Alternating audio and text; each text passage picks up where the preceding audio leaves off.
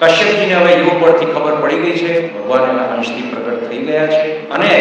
એ જ કશ્યપજી દ્વારા જ્યારે અદિતિમાં પ્રગટ થયા છે ત્યારે ભગવાન ચતુર્ભુજ સ્વરૂપે શંખ ચક્ર ગદા પદ્મ ચરણમાં નુપુર ધારણ કર્યા છે, હાથમાં કંકણ, બંને બાજુબંધ, મકરાકૃત કુંડલ, કેડે કંગુરો, ઇત્થં વિરિંચ સ્તુત કર્મ વીર્ય પ્રાદુર્બભૂવા મૃત ભૂરદિત્યા ચતુર્ભુજ શંખ ગદાબ્જ ચક્ર વિશંગવાસા નલિનાયતેક્ષ.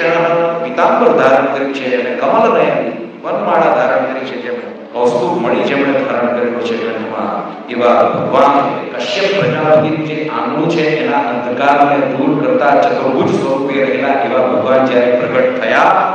ત્યારે કશ્યપજીએ જય હો એનો નાદ કર્યો છે અને ભાદ્રપદ શુક્લ દ્વાદશીના દિવસે શ્રવણ નક્ષત્રમાં જ્યારે ચંદ્રમા હોય છે અને અભિજીત મુહૂર્ત હોય છે કે જેને વિજયા દ્વાદશી તરીકે ઓળખાય છે, ત્યારે ભગવાન એક નાના વામન બ્રહ્મચારી સ્વરૂપમાં વટુક સ્વરૂપમાં પ્રગટ થાય છે. બોલો ભગવાન વામન કી જય.